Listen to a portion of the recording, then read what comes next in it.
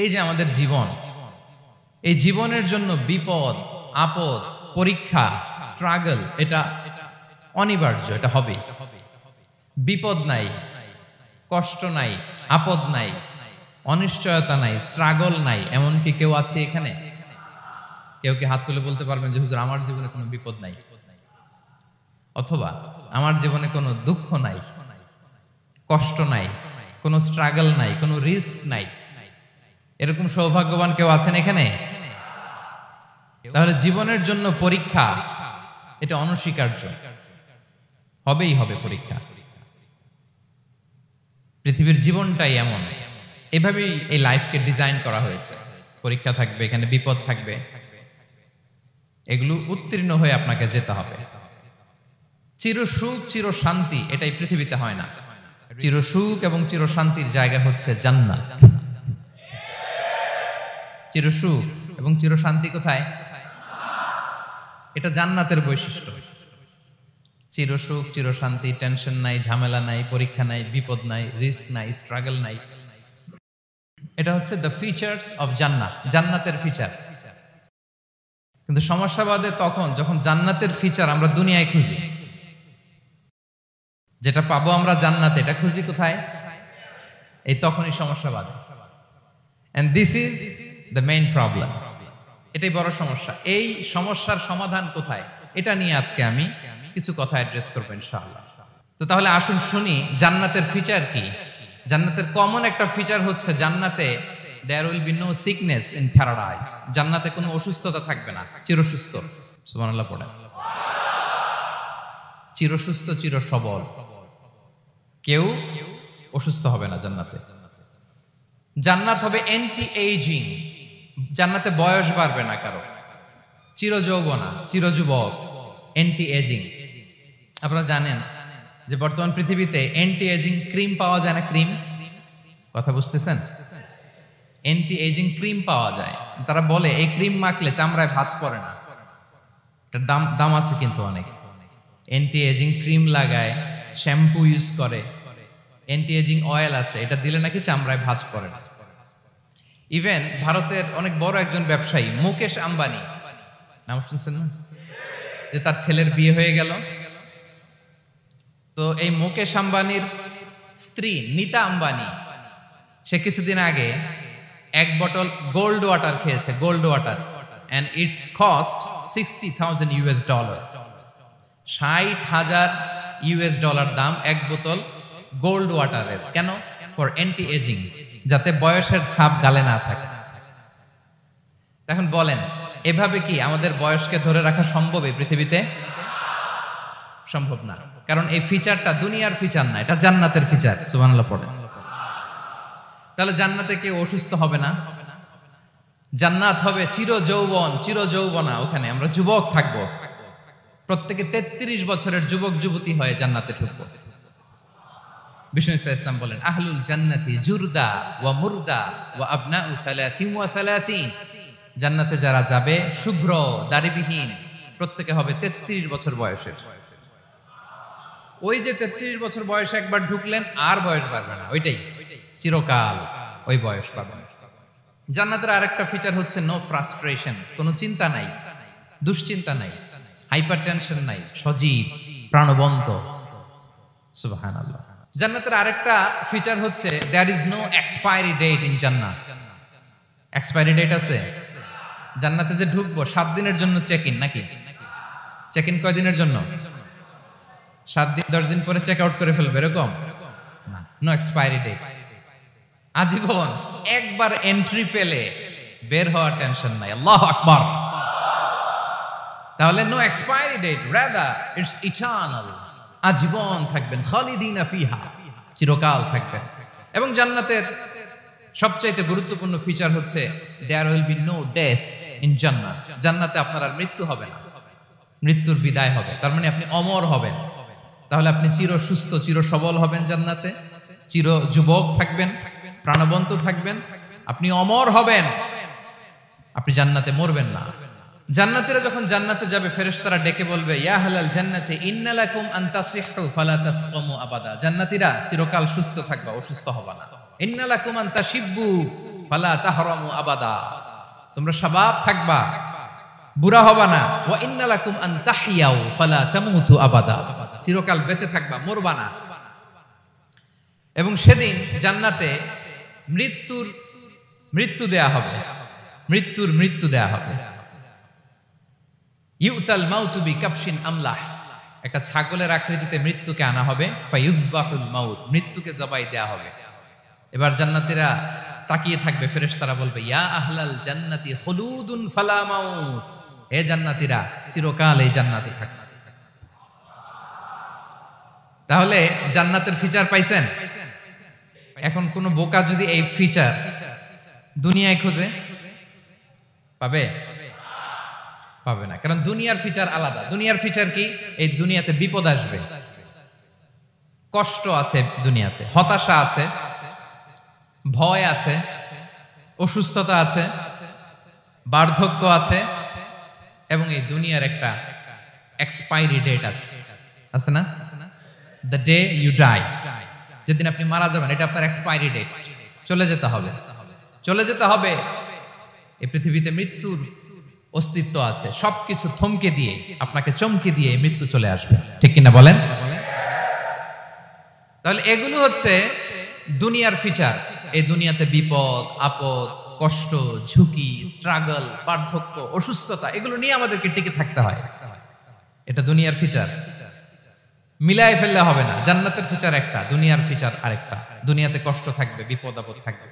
এই দুনিয়ার ফিচারটা আল্লাহ তাআলা কোরআনের একটা আয়াতে খুব চমৎকার ভাবে উল্লেখ করেছেন, সেটা দিয়েই আমি আলোচনা শুরু করেছি। আল্লাহ তাআলা ইরশাদ করছেন ওয়ালা নাবলুওয়ান্নাকুম বিশাইইম মিনাল খাউফি ওয়াল জুই ওয়া নাকসিম মিনাল আমওয়ালি ওয়াল আনফুসি ওয়াস সামারাত ওয়া বাশশিরিস সাবিরিন।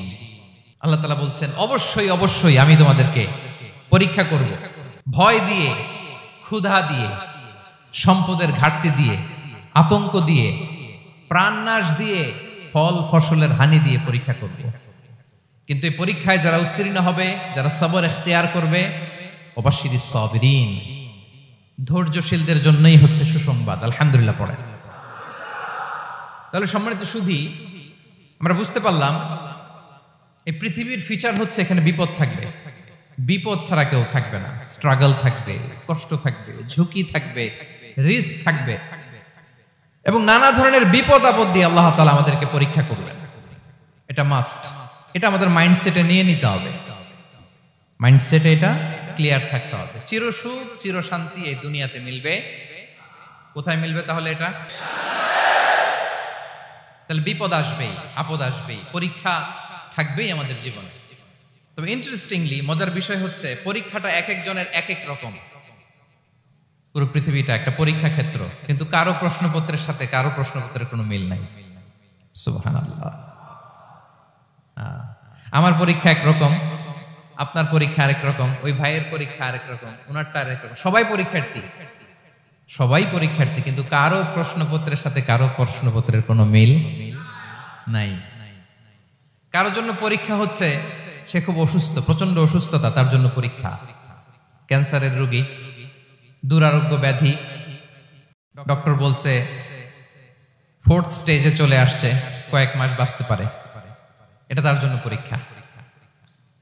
আবার কারো দেখবেন যে খুব একটা অসুস্থতা নাই, অসুস্থতার ঝামেলা নাই, কিন্তু তার দারিদ্রতা আছে, তার আর্থিক অনটন, এটা তার জন্য পরীক্ষা। আবার কারো দেখবেন অসুস্থতাও নাই, দারিদ্রতাও নাই, তার দাম্পত্য জীবনের সমস্যা আছে না নাই? অনেকের দেখবেন এগুলো কোনোটাই সমস্যা না, তার ছেলে কথা শোনে না, মাদকাসক্ত। আহা, মাদকাসক্ত, রিহ্যাবে পাঠায়, আবার আসে, আবার গাঁজা খাওয়া শুরু করে, আছে না নাই বলেন? দেখেন তার পরীক্ষাটা আবার আলাদা। অনেকের দেখবেন মেয়ে বাবার কথা শোনে না। আবার অনেকের দেখবেন যে ব্যবসায় সমস্যা, লসের পর লস, লাভ উঠাতে পারে না। তাহলে পরীক্ষা ছাড়া, বিপদ আপদ ছাড়া দুনিয়াতে কেউ নাই, কেউ নাই প্রিয় ভাইরা। এটা আমাদের মাথায় রাখতে হবে। পরীক্ষা আপনাকে দিতেই হবে, পরীক্ষা দিয়ে দিয়েই নিজেকে প্রমাণ করতে হবে। আর এক একজনের পরীক্ষাটা এক এক রকম, কারো পরীক্ষার সাথে কারো পরীক্ষার কোনো মিল থাকবে না। তো মাঝে মাঝে আমরা এটা ভুলে যাই। আল্লাহ তাআলা কালামে পাকে রিমাইন্ডার দিয়ে আমাদেরকে স্মরণ করিয়ে দিতে চান যে এই পৃথিবীতে আসলে তোমরা এসেছো পরীক্ষা দিতে। এটাই জীবনের বড় বাস্তবতা। আমাদের জীবনে যত হতাশা, আমাদের জীবন নিয়ে যত অভিযোগ, আমাদের মনে যত কষ্ট, আমাদের হৃদয়ের ভেতরে যত অস্থিরতা, তার মূলে হচ্ছে এই সমস্যা যে আমরা ভুলেই গেছি আমরা পরীক্ষা দিতে আসছি। এটা যদি ভুলে না যান, এটা যদি আপনার মাইন্ডসেটে থাকে যে পুরো জীবনটা একটা পরীক্ষা, তাহলে দেখবেন কোনো কিছু আপনাকে কাবু করতে পারবে না। আপনি হতাশ হবেন না, জীবন নিয়ে আর অভিযোগ থাকবে না, আপনি ভেঙে পড়বেন না, সব অভিযোগ হতাশা দূর হয়ে যাবে। তার মানে বুঝতে পারলাম পরীক্ষা আপনাকে দিতেই হবে। পরীক্ষা দেয়া ছাড়া এই পৃথিবী থেকে চলে যাওয়ার কোনো চান্স বা সুযোগ আমাদের কারো নেই। সূরাতুল আনকাবুতে আল্লাহ তাআলা এই কথাটা আরো চমৎকার ভাবে বলেছেন। আল্লাহ তাআলা ইরশাদ করছেন, আহাসিবান নাসু আইয়ুতরাকু আইয়াকুলু আমান্না ওয়া হুম লা ইফতানুন ওয়ালাকাদ ফাতান্নাল্লাযীনা মিন ক্বাবলিহিম ফালা ইয়া'লামান্নাল্লাহু আল্লাযীনা সাদাকু ওয়ালা ইয়া'লামান্নাল কাযিবিন। আল্লাহ বলেন, মানুষকে ভেবেছে সে শুধু বলবে আমি ঈমানদার আর তাকে আমি জান্নাতে ঢুকাই দিব? না, কখনো না, কোশ্চিন কালেও না। বরং পূর্ববর্তীকালে যারা পৃথিবীতে এসেছিল তাদেরকে আমি পরীক্ষায় নিয়েছি, পরীক্ষা করেছি, এবং তাকেও ঈমানের প্রশ্নে সে সত্যবাদী না মিথ্যাবাদী পরীক্ষা দিয়ে দিয়ে নিজেকে প্রমাণ করতে হবে। ঠিক কিনা বলেন? পরীক্ষা দিয়ে আপনাকে প্রমাণ করতে হবে। এবং এই পরীক্ষার ব্যাপারটা, এটা যে শুধু আমরা সাধারণ মানুষ আমাদের জীবনে দুঃখ বিপদ পরীক্ষা এমনটা না। এই পৃথিবীর সবচাইতে শ্রেষ্ঠ মানুষ যারা ছিলেন তাদেরকে আল্লাহ পরীক্ষা নিয়েছেন। বলেন তো, এই পৃথিবীতে সবচাইতে শ্রেষ্ঠতম মানুষ কারা? সবচাইতে শ্রেষ্ঠ ভালো মানুষ কারা ছিল পৃথিবীতে? বলেন তো, নবীরা। আওয়াজ করে বলেন তো কারা? তো বলেন তো, নবীদের জীবনে পরীক্ষা ছিল কি ছিল না? হ্যাঁ ছিল। বেশি না কম? বিষ্ণু ইসলামকে জিজ্ঞাসা করা হলো, আইয়ুন নাসি আশাদ্দু বালাআন ইয়া রাসূলুল্লাহ, হে আল্লাহর রাসূল, এই পৃথিবীতে কাদের জীবনে পরীক্ষা বেশি? বিষ্ণু ইসলাম বললেন, আল আম্বিয়া, নবীদের জীবন। আল আম্বিয়া সুম্মাল আমসাল ফাল আমসাল, সবচাইতে জীবনে পরীক্ষার সম্মুখীন সবচাইতে বেশি হয়েছেন নবীরা। তারপরে নবীদের পরবর্তী অবস্থান যাদের, সিদ্দিকিন যারা, সোহাদা যারা, সালিহিন যারা, আল্লাহওয়ালা যারা, তাদের জীবনে পরীক্ষা বেশি। ইউবতালার রাজুলু আলা হাসাবি দীনি, ব্যক্তির দিনদারি যত বেশি তার জীবনে আল্লাহর পরীক্ষাও তত বেশি। আপনি আল্লাহওয়ালা হবেন, আপনার জীবনে পরীক্ষাও অনেক বেশি। এজন্য ইমানদার হওয়া যেমনি মর্যাদার, ইমানদারের জীবনে পরীক্ষাও হবে অনেক বেশি। এবং পরীক্ষা যত বড়, খেয়াল রাখতে হবে, মন খারাপ করার কোনো সুযোগ নেই। পরীক্ষা যার জীবনে যত বড়, সেটাতে সফল হতে পারলে ওটার প্রতিদানও বড়।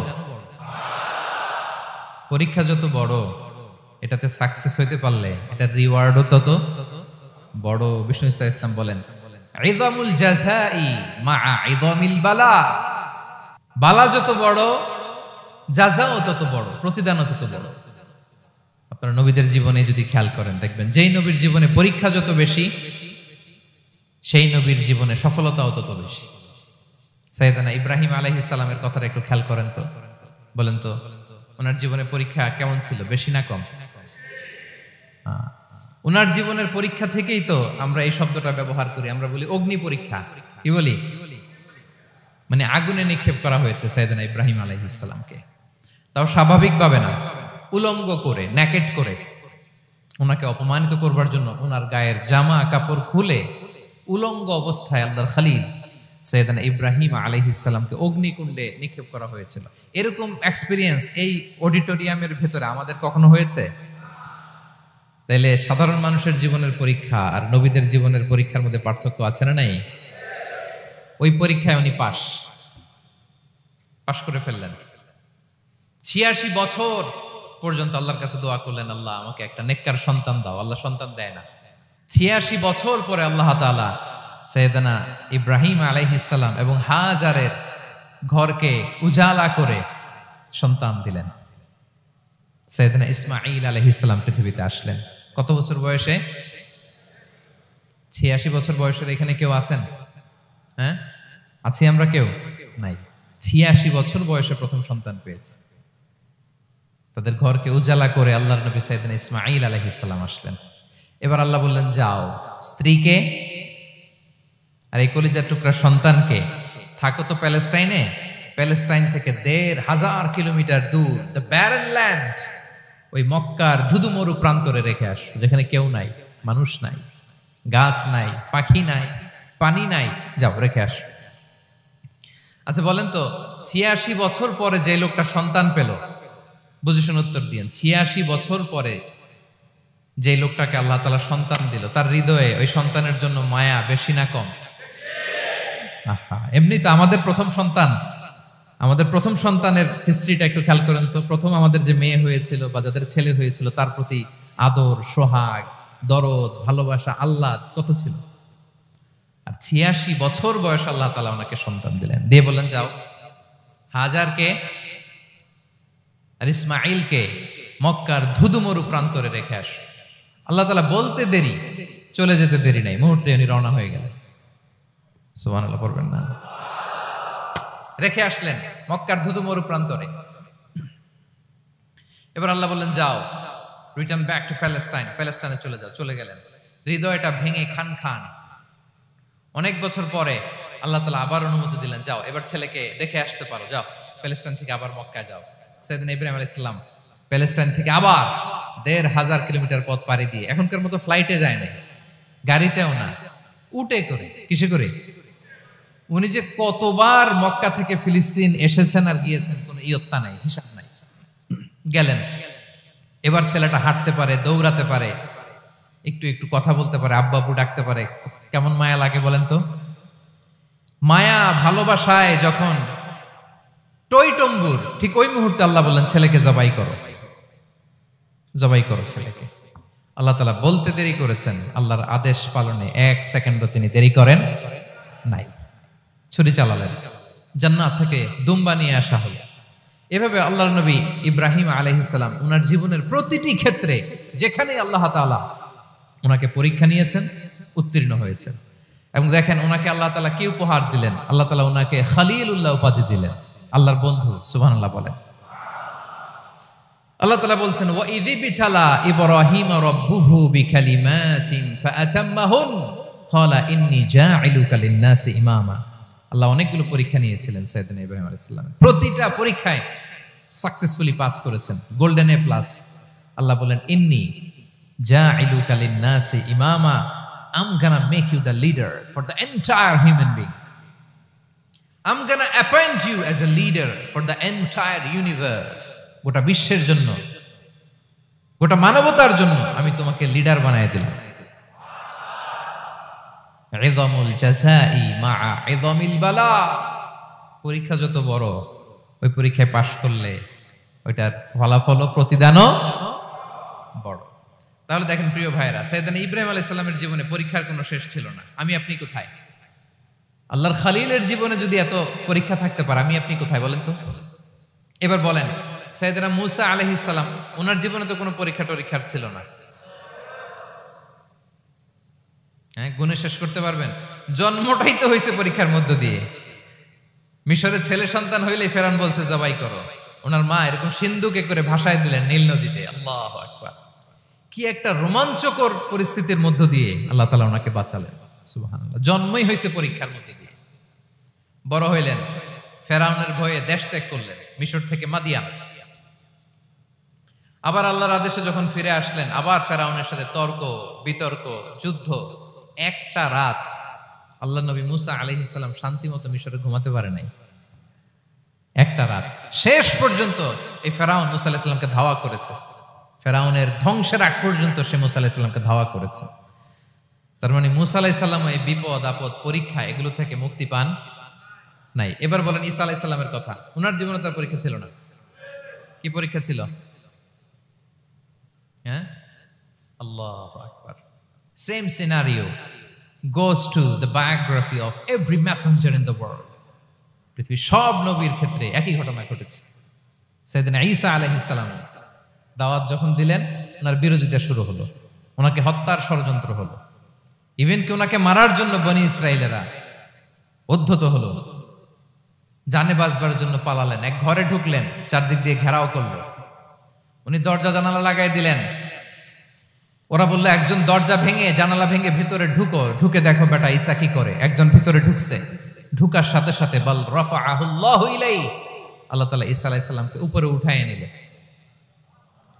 আর যেই লোকটাকে তারা ভিতরে ঢুকালো তার চেহারাকে আল্লাহ তাআলা ঈসা আলাইহিস সালামের চেহারার মতো করে দিলেন। এবার তার বাইরের সাথীরা বলে, ঘটনা কি বেটা, ঈসাও বেরোয় না, আমাদের লোকটাও বেরোয় না, সবাই ঢুক। দরজা ভেঙে ভেতরে ঢুকে দেখে ঈসা দাঁড়ায় আছে। সে বলেন তো এটা ঈসা না মিসা? এটা কি আসল ঈসা? ওমা কতালু ওমা সলাবু ওয়ালাকিন শুব্বিহা লাহুম। আল্লাহ বলে, তোমরা আমার নবী ঈসাকে হত্যাও করতে পারো নাই, শুলেও চড়াতে পারো নাই, আমি সেফটি সিকিউরিটি দিয়ে আমার নবী ঈসা আলাইহিস সালামকে আকাশে তুলে নিয়েছি। তাহলে ওনার জীবনও পরীক্ষার শেষ ছিল না। এবার যদি আমরা বিশ্বনবী সাল্লাল্লাহু আলাইহি ওয়াসাল্লামের জীবনের দিকে তাকাই, ওনার জীবনটা দেখেন তো।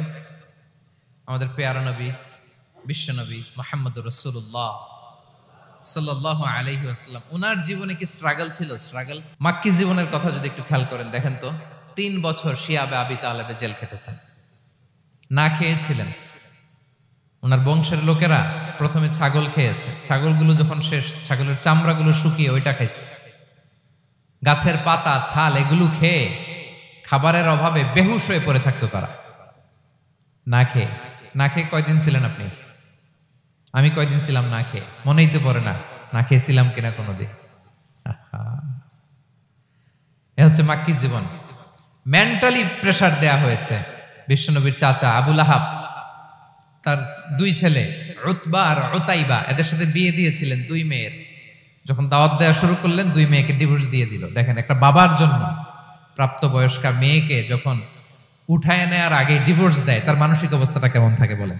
মেন্টালি প্রেসারাইজ করা হয়েছে, ফিজিক্যালি হ্যারাস করা হয়েছে। বিষ্ণু সাল্লাল্লাহু আলাইহি ওয়াসাল্লাম যখন নামাজে দাঁড়াতেন, উটের পচা নারী ভুঁড়ি বিষ্ণুনবীর কাঁধে চাপিয়ে দেওয়া হতো। আপনার জীবনে এরকম ঘটছে কখনো? আপনি নামাজ পড়তেছেন, উটের পচা নারী ভুঁড়ি আপনার কাঁধে চাপিয়ে দেওয়া হয়েছে। কয়দিন হয়েছে এরকম? কয়দিন হয়েছে? হ্যাঁ, তারপরে তো আলহামদুলিল্লাহ বেরোয় না মুখ দিয়ে। কেমন আছেন হুজুর কোয়েন না, বেশি একটা সুবিধার না, তাই না? বেশি একটা একটু মিলাবেন। কতটুকু পরীক্ষা আমরা দিয়েছি। তায়েফে গেলেন বিশ্বনবী, তায়েফে গেছিলেন জমির বায়না দিতে, তাই না? জমি কিনবে তায়েফে। তায়েফবাসীদেরকে জাহান্নামের আগুন থেকে বাঁচাতে গিয়েছিলেন, নিজের জন্য না। সেখানে তায়েফের ছেলেরা পাথর মেরেছে বিষ্ণু ইসলামের গায়ে। এত শুভ্র দেহ ছিল, চেহারা ছিল, বিষ্ণুনবীর গা দিয়ে ঝরঝর করে রক্ত ঝরেছে। ফিজিক্যাল হ্যারাসমেন্টের শিকার হয়েছেন বিষ্ণু ইসলাম। যখন যেদিন বিষ্ণু ইসলামকে হত্যার ষড়যন্ত্র করা হলো, আল্লাহ তাআলার আদেশে তিনি মক্কা থেকে মদিনায় হিজরত করলেন। মদিনাতে যে একটা রাত, 7ম হিজরির আগ পর্যন্ত শান্তিতে ঘুমাতে পারেন নাই। 3 দিকে 3 ইহুদি বসতি, বনু কাইনুকা, বনু নদীর, বনু কুরাইজা। খাওয়ার মধ্যে বিষ মিশিয়ে দেয়া হয়েছিল বিষ্ণু ইসলামের। বাজুর, খাসির বাজুর রান পছন্দ করতেন। এক ইহুদি মহিলা বিষ্ণু ইসলামের ওই রানের মধ্যে বিষ মিশিয়ে দিয়েছিল। ওই বিষের যন্ত্রণায় মৃত্যুর আগ পর্যন্ত বিশ্বনবী কাতরাতেন। এবং উনি ইন্তেকালের সময় ওই বিষের ব্যথা যন্ত্রণাতেই ইন্তেকাল করেছেন। বিশ্বনবীর ইন্তেকালটা শাহাদাতের ইন্তেকাল ছিল। বিষ্ণু ইসলাম বলেছেন, ওই যে খায়বার এলাকার ওই মহিলা যে আমার খাবারে বিষ মিশিয়েছিল, সেই বিষের যন্ত্রণা, বেদনা, কষ্ট আমি অনুভব করছি।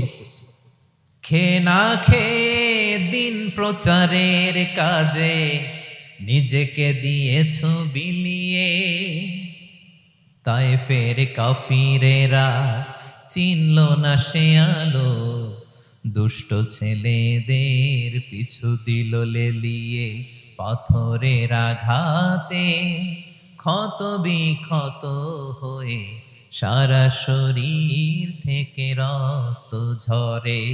হে রাসূল তোমাকে ভুলি আমি কেমন করে, হে রাসূল তোমাকে ভুলি আমি কেমন করে।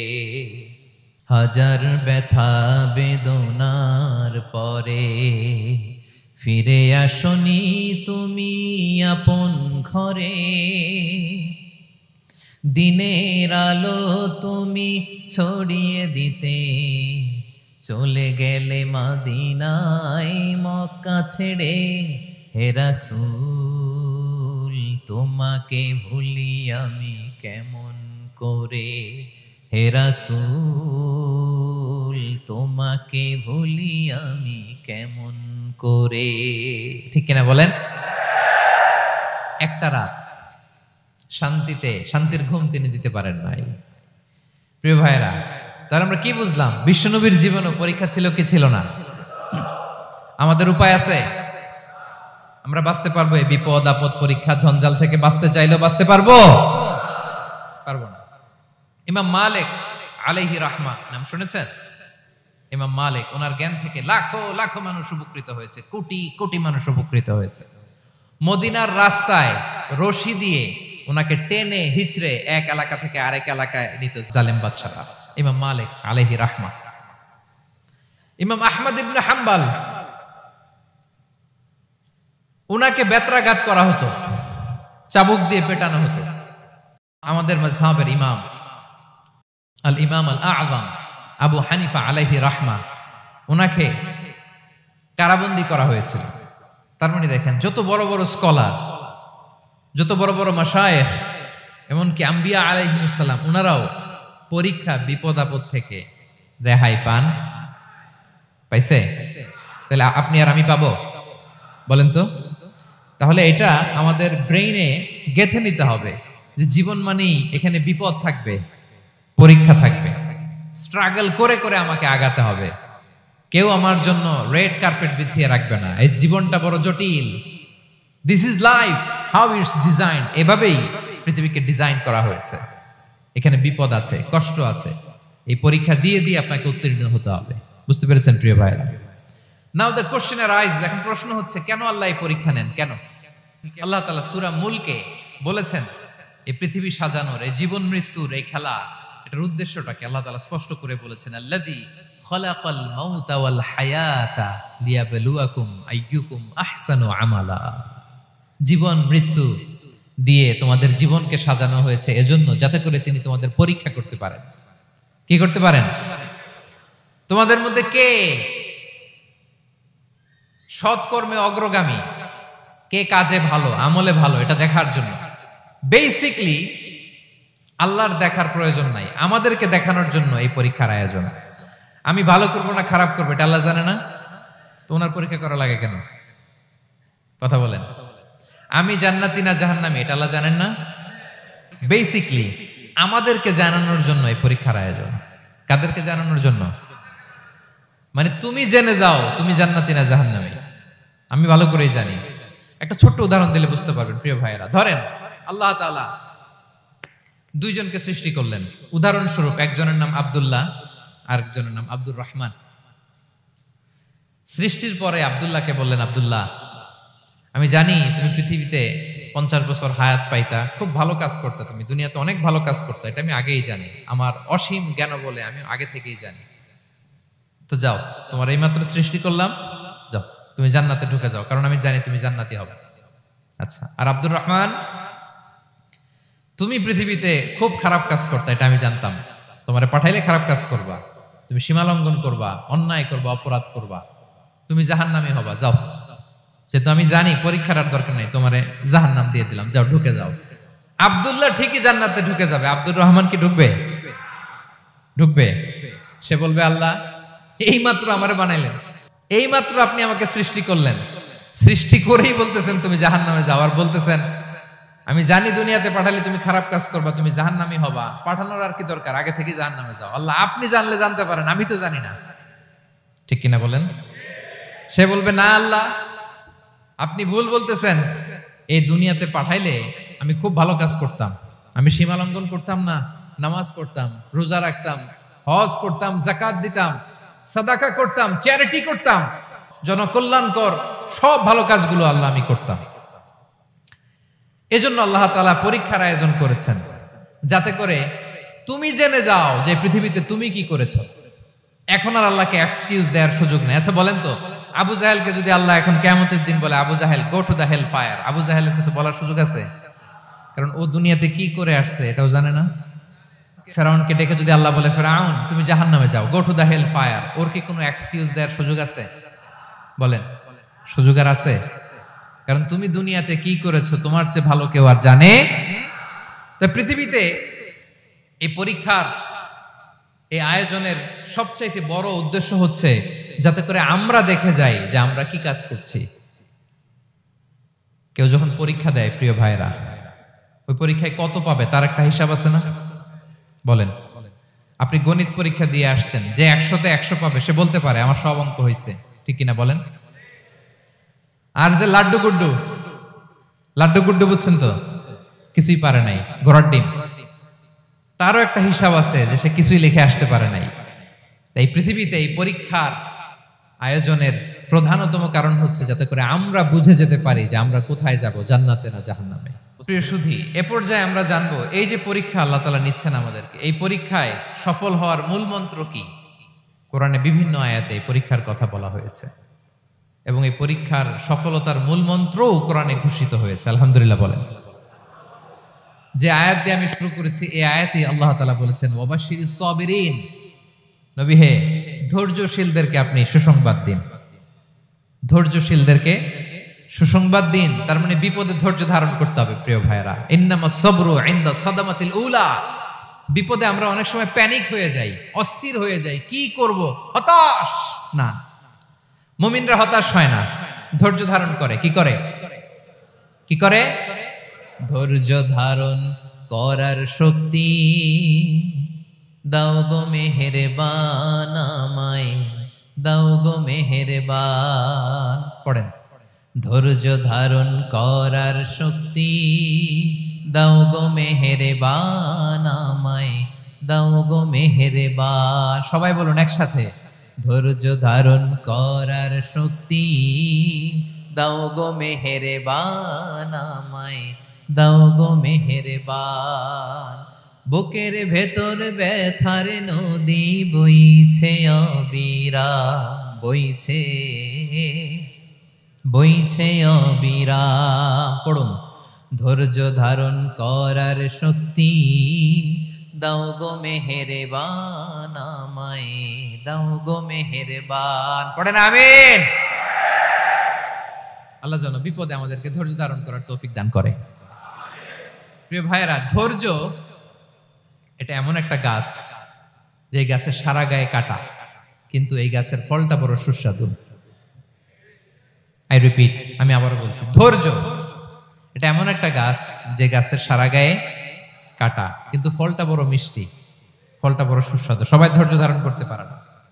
বিষ্ণু ইসলামকে আল্লাহ তাআলা নানা সময় আশ্বস্ত করেছেন, সান্ত্বনা দিয়েছেন আর ধৈর্যের বাণী শুনিয়েছেন। আল্লাহ বলেন, ফাসবির কামা সাবারা উলুল আজমি মিনার রাসূল, নবী হে আপনার আগে দৃঢ় প্রত্যয়ী নবীরা যেরকম ধৈর্য ধারণ করেছে আপনিও ধৈর্য ধারণ করুন। সূরাতুল মুজাম্মিল আল্লাহ তাআলা বলছেন, ওয়াসবির আলা মা ইয়াকুলুনা ওয়াহজুরহুম হাজরান জামিলা, ওরা যাই বলুক আপনি ধৈর্য ধারণ করুন, ওদের কথাকে ইগনোর করুন। Just ignore what they are saying to you, যা বলে আপনি জাস্ট ইগনোর করেন। ওরা বিষ্ণু ঈসা ইসলামের মনোবলকে ভেঙে দেওয়ার জন্য কখনো বিষ্ণু ঈসা ইসলামকে কবি বলে গালি দিত। কবি কি বলতো? শায়ের। কখনো বলতো মজনুন, পাগল। নাউজুবিল্লাহ পড়বেন না? পাগল বলে গালি দিত। মাঝে মাঝে বলতো কাহিন, গণক। মাঝে মাঝে বিষ্ণু ঈসা ইসলামকে তারা বলতো আবতার, লেস কাটা। মুহাম্মদ তোমার ছেলে নাই, তোমার বংশ নির্বংশ হয়ে গেছে, তোমার নাম নেয়ার মতো কেউ নাই। আহা, কপাল পোড়া। গোটা বিশ্বব্যাপী বিষ্ণু ঈসা ইসলামের সুনাম সুখ্যাতি ছড়িয়ে দিয়েছে কে? আকাশ বাতাস মাড়িয়ে, সাত আকাশ ছাড়িয়ে আল্লাহর আরশ পর্যন্ত আল্লাহ তাআলা বিষ্ণুনবীর সুনাম সুখ্যাতিকে সহ্য করেছেন। ঠিক কিনা বলেন?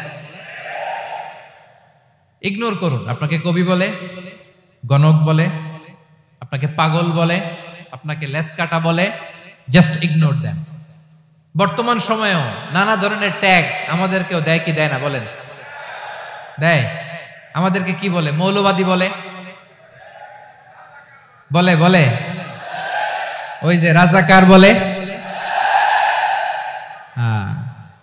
রাজাকার রাজাকার খেলার দিন শেষ।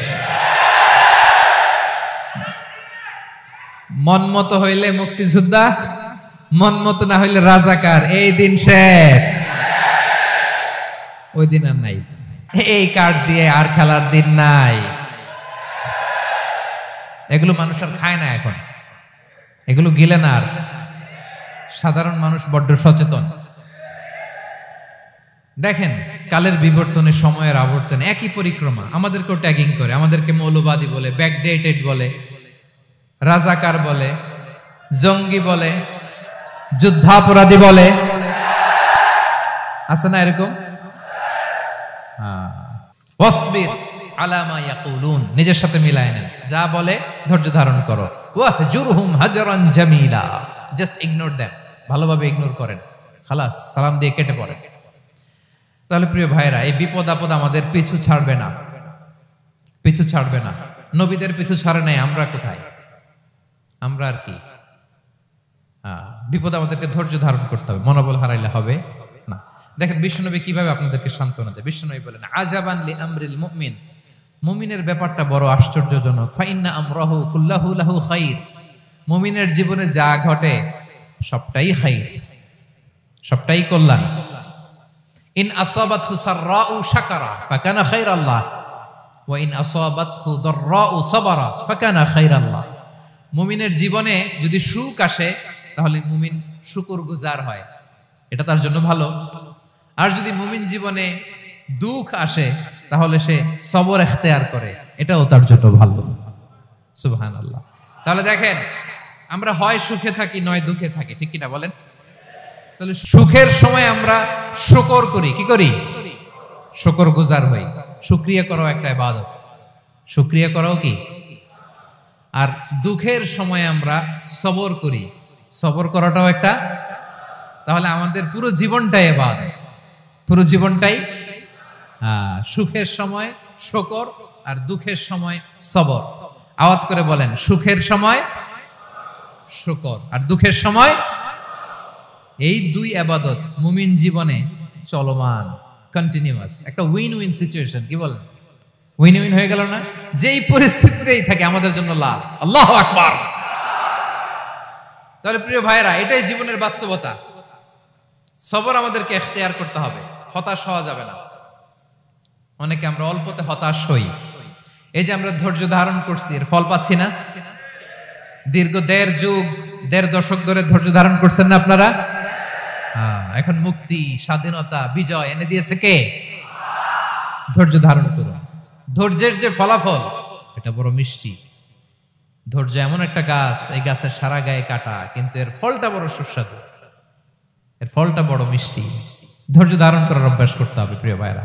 মুমিন হতাশ হয় না, হাল ছেড়ে দেয় না। মুমিন ভরসা রাখে একজনের উপর, তিনি কে? লা তাইয়াসু মির রাউহিল্লাহ ইন্নাহু লা ইয়াইয়াসু মির রাউহিল্লাহি ইল্লাল কওমুল কাফিরুন। আল্লাহর রহ থেকে, রহম থেকে নিরাশ হয়ে যাও না। কাফির ছাড়া, অকৃতজ্ঞ ছাড়া কেউ আল্লাহর রহ থেকে, আশা থেকে নিরাশ হয় না। শয়তানের সবচেয়ে বড় মিশন হলো আমাদেরকে হতাশ বানানো, এটা খেয়াল রাখবেন। শয়তানের সবচাইতে বড় মিশন কি? আমাদেরকে হতাশ করে দেয়া। হতাশ বানাইতে পারলে সে সাকসেসফুল, খুশি। কিন্তু আমরা এত সহজে হতাশ হই না, আমরা নিরাশ হই না, আমরা বিপদে হাল ছেড়ে দেই না। আমরা ভরসা রাখি এক মহান সত্তার উপর, তিনি কে? মনে থাকবে? বিপদ আসলে ভেঙে পড়বেন, ভিসা না হইলে কান্নাকাটি শুরু করবেন, ব্যবসায় লস হইলে হাউমাউ, দেশ থেকে কোনো দুঃসংবাদ আসলে হতাশ হবেন, ভেঙে পড়বেন। ধৈর্য ধারণ করব আমরা। আওয়াজ করে বলেন, আমরা কি করব? সবর। বিপদ ট্যাকেল দেওয়ার প্রথম স্টেপ হচ্ছে সবর, ধৈর্য ধারণ করতে হবে। ওয়াবাশশিরিস সাবিরিন, ধৈর্যশীলদেরকে সুসংবাদ দাও। বিপদ থেকে বাঁচার দ্বিতীয় স্টেপ হচ্ছে এই বিপদ থেকে উত্তরণের চেষ্টা করতে হবে, কন্টিনিউয়াস প্রচেষ্টা চালিয়ে যেতে হবে। ওয়াল্লাযীনা জাহাদু ফিনা লানাহদিয়ান্নাহুম সুবুলানা, যারা আমার রাস্তায় চেষ্টা করে, প্রচেষ্টা করে, স্ট্রাগল করে, তাদেরকে আমি পথ দেখিয়ে দেই, সুবুল দেখিয়ে দেই, ওয়ে আউট দেখায় দেই, এক্সিট দেখায় দেই। কোথাও আটকাবেন না আপনি, আপনাকে এক্সিট দেখাই দিবে কে? মালয়েশিয়াতে কেলুয়ার বলে না, কেলুয়ার কি বলে চিনেন? কেলুয়ার মানে কি? এক্সিট। এক্সিট পেয়ে যাবেন, আটকাবেন না আপনি জীবনে কোথাও। 3 নাম্বার, আল্লাহর উপর তাওয়াক্কুল করতে হবে বিপদ আসলে।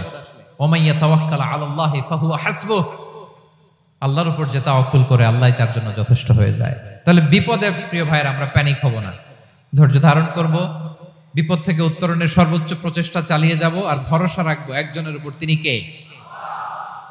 আর বিপদ আসলে এটাকে নেগেটিভলি নেবেন না সবসময়। বিপদ আপদ এটা অনেক পজিটিভ ভালো জিনিস আমাদের জীবনে বয়ে নিয়ে আসে। শাইখুল ইসলাম ইবনু তাইমিয়া আলাইহি রাহমা উনি বলতেন, খুব দামি কথা, খুব হেভি ওয়েট কথা, মনোযোগ দিয়ে শুনুন। তিনি বলতেন, যে নেয়ামত তোমাকে আল্লাহ থেকে দূরে সরায়, ওই নেয়ামতের চেয়ে বিপদ ভালো, যে বিপদ তোমাকে আল্লাহর দিকে ধাবিত করে। আই রিপিট, আমি আবারও বলি, যে নাজ নেয়ামত তোমাকে আল্লাহ থেকে দূরে সরিয়ে দেয়, সে নাজ নেয়ামতের চেয়ে ওই বিপদ আপদ ভালো, যেই বিপদ আপদ তোমাকে আল্লাহর কাছে টেনে নেয়। তাহলে বিপদ আপদ আসলে আপনি হতাশ হবেন? আর কখনো দুঃখ করবেন? মোয়ারের ভাইয়েরা, আর মন খারাপ করবেন? আপনি খেয়াল করে দেখেন, বিপদ আসলে আমরা আল্লাহরে ডাকি বেশি। যখন অসুস্থ আপনি খেয়াল করেন তো, আল্লাহ আল্লাহ তুমি ছাড়া বাঁচানোর কেউ নাই, আল্লাহ আল্লাহ তুমি হেফাজত করো, আল্লাহ তুমি সুস্থ করে দাও। যখন লাইফ থ্রেট, দেখেন আপনি গুম হয়ে যেতে পারেন, আপনার কারাবন্দী করতে পারে, এরকম একটা বিপদের মধ্যে আছেন, তখন খেয়াল করেন তো আল্লাহর সাথে আপনার কানেক্টিভিটি, রিলেশনশিপটা কতটা ডেভেলপ হয়। কারণ বিপদে পড়লে আমরা আল্লাহরে ডাকি বেশি। তাহলে বিপদ আপদেরও কিছু পজিটিভ সাইড বা দিক আমাদের জীবনে আছে না নাই? অনেক পজিটিভ দিক আছে, কয়েকটা শেয়ার করি। 1 নাম্বার, আল্লাহ 1 নাম্বার পজিটিভ সাইড তো বললাম, ইমাম ইবনু তাইমিয়া যেটা বললেন। এরপরে হচ্ছে মাঝে মাঝে আল্লাহ তাআলা আমাদের মর্যাদাকে আপগ্রেড করতে চায়, এলিভেট করতে চায়। আপনি ধরেন কোন একটা এয়ারলাইন্সের রেগুলার প্যাসেঞ্জার টিকিট কাটেন, মাঝে মাঝে হঠাৎ করে দেখবেন কাউন্টারে গেলে তারা বলে, you are upgraded to business class, অথবা you are upgraded to first class. যেহেতু রেগুলার প্যাসেঞ্জার, অনেক মাইলস জমা হয়েছে, আপগ্রেড করে দেয়। আল্লাহ তাআলা মাঝে মাঝে চায় তিনি আমাদের মর্যাদাকে, র্যাঙ্ক, এটাকে আপগ্রেড করবেন। কিন্তু আমার যে আমল আখলাকের অবস্থা, ওইটা দিয়ে ওই আপগ্রেড র্যাঙ্কে যাওয়ার সুযোগ নাই। বুঝতেছেন কথা? আল্লাহ চায় আমার লেভেল একটু আপ করতে, কিন্তু আমার আমলের যে অবস্থা, এতে আমি ওখানে যাই না। তখন আল্লাহ কিছু বিপদ আপদ দিয়ে, পরীক্ষা দিয়ে বান্দাকে টেস্ট করে। ওই পরীক্ষায় যদি উত্তীর্ণ হন, সাথে সাথে আল্লাহ তাআলা আপনার লেভেল বা র্যাঙ্ক আপগ্রেড করে দেয়। সুবহানাল্লাহ পড়বেন না? তাহলে লাভ না লস? আওয়াজ করে বলেন, লাভ না লস? মুমিন জীবনের সব লাভ। যত বিপদ আপদ আপনাকে স্পর্শ করে, প্রতিটাতেই আপনার জন্য কল্যাণ। বিষ্ণু ইসলাম বলেন, মা ইউসিবুল মুসলিমা মিন নাসাবিন ওয়ালা ওয়াসাবিন ওয়ালা হাম্মিন ওয়ালা হুজনিন ওয়ালা আযান ওয়ালা গাম্মিন হাত্তা শাওকাতি ইউশাকুহা ইল্লা কাফারাল্লাহু বিহা খাতায়া। আপনার জীবনে যত দুঃখ, যত যন্ত্রণা, যত টেনশন, যত অ্যাংজাইটি, যত ইনজুরি, এমনকি গোলাপ ফুল পাড়তে যে ওখানে যে কাঁটা বাঁধছে, বরই খেতে যে বরই গাছে ওঠার পর যে একটা কাঁটা বিঁধছে আপনার হাতে, এর কারণে আল্লাহ তাআলা আপনার গুনাহ মাফ করে দেয়। সুবহানাল্লাহ। তাহলে বিপদ আপদ দিয়ে আল্লাহ বান্দার মর্যাদাকে আপগ্রেড করে। বিপদ আপদে ফেলে আল্লাহ তাআলা বান্দার পাপ মোচন করে। বিপদ আপদ দিয়ে আল্লাহ তাআলা বান্দার শাস্তি মওকুফ করে। এমন পাপ করছেন, এটার জন্য শাস্তি বরাদ্দ হয়ে গেছে, কিন্তু আল্লাহ তাআলা ওই শাস্তি থেকে মাঝে মাঝে আপনাকে বাঁচাতে চায়, তখন কিছু বিপদ দিয়ে বান্দারে পরীক্ষা করে। উত্তীর্ণ হলেই আল্লাহ তাআলা ওই শাস্তিকে মওকুফ করে দেয়। তাহলে আসুন সামারি করি, পুরো আলোচনাটার সামারি করি। 1 নম্বর সামারি হচ্ছে, বিপদ আপদ, পরীক্ষা, স্ট্রাগল, কষ্ট, এটা সুন্নাতুল্লাহি ফিদ দুনিয়া। এই দুনিয়ায় আল্লাহর সুন্নাত, এর বাইরে কেউ যেতে পারে না। ইভেন নট দ্য মেসেঞ্জার্স, নবীরাও না। আজকের আলোচনায় শুনছেন না নবীদের জীবন দিয়ে কি গেছে, ups and downs, test and trial. নবীরাও না। তাহলে এটা আমাদের মাইন্ডসেটের সাথে সেট আপ করে নিতে হবে যে অতীতে, বর্তমানে, ভবিষ্যতে বিপদ আপদ মুক্ত এই পৃথিবীতে কেউ থাকবে না। পারবেন? হ্যাঁ, এটা মাইন্ডসেটে নিয়ে নিতে হবে যে এটাই জীবন, বিপদ আপদ দিয়ে আল্লাহ পরীক্ষা করবেন। এটাই পৃথিবী। চির সুখ চির শান্তি এই পৃথিবীতে খুঁজলেই পাওয়া যায় না। শুরুতে বলছিলাম না, চির সুখ চির শান্তি। বলেন তো এটা কি দুনিয়ার ফিচার না জান্নাতের ফিচার? জান্নাতের ফিচার দুনিয়ায় খুঁজলে পাওয়া যাবে? যাবে না। তাহলে আজকের আলোচনার 1 নাম্বার লেসন হচ্ছে বিপদ আপদ এটা সুন্নাতুল্লাহ ফিদ দুনিয়া। এই দুনিয়া আল্লাহর সুন্নাত, এটা থেকে মুক্তি পাওয়ার কোনো সুযোগ নাই, নবীরাও পায় নাই।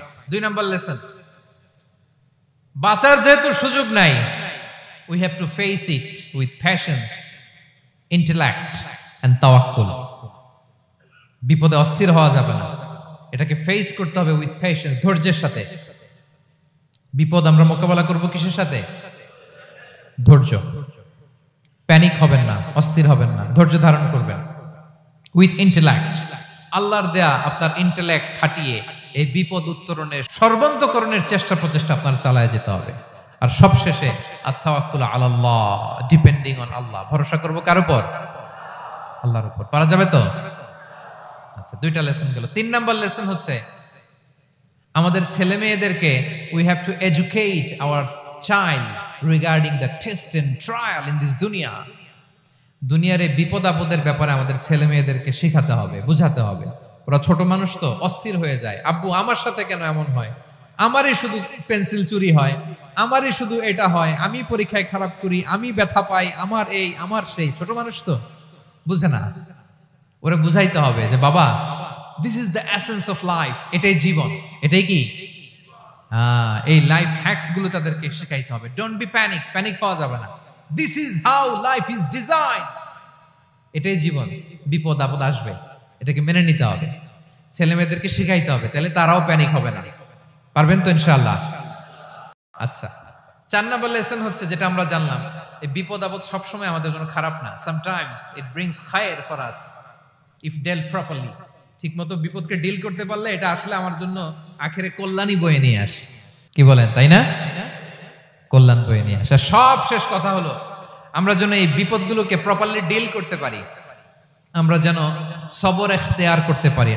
আল্লাহর কাছে চাইতে হবে, দোয়া করতে হবে, কারণ তৌফিক দেওয়ার মালিক কে? আল্লাহর কাছে যেন আমরা কায়মনোবাক্যে প্রার্থনা করতে পারি, আল্লাহ এই বিপদকে যেন আমরা ডিল করতে পারি উইথ সাবর, উইথ ইন্টেলেক্ট, উইথ তাওয়াক্কুল। আসল হাতিয়ার হচ্ছে এটা, দোয়া। আল্লাহর কাছে চাইবেন, মনোযোগের সাথে চাইবেন, আন্তরিকতার সাথে চাইবেন। উদউল্লাহ ওয়া আনতুম মুখিনুনা বিল ইজাবা। বিষ্ণু বলেন এমন ভাবে চাও যেন তুমি অনেকটা কনফার্ম যে তোমার দোয়া আল্লাহ কবুল করবেনই, এমন ভাবে চাও। অনেকে রোবোটিক দোয়া করে। রোবোটিক দোয়া মানে দোয়ার মধ্যে প্রাণ নাই, ধ্যান নাই, মন নাই, আগ্রহ নাই, ভালোবাসা নাই। ওই দোয়া আল্লাহ কবুল করে না। মনোযোগ দিয়ে চাইতে হবে চাওয়ার মতো, তাহলে আল্লাহ তাআলার পক্ষ থেকে তৌফিক পাওয়া যাবে। পারা যাবে তো ইনশাআল্লাহ? আল্লাহ তাআলা আমাদের সবাইকে বিপদে আপদে ধৈর্য ধারণ করার তৌফিক দান করুন।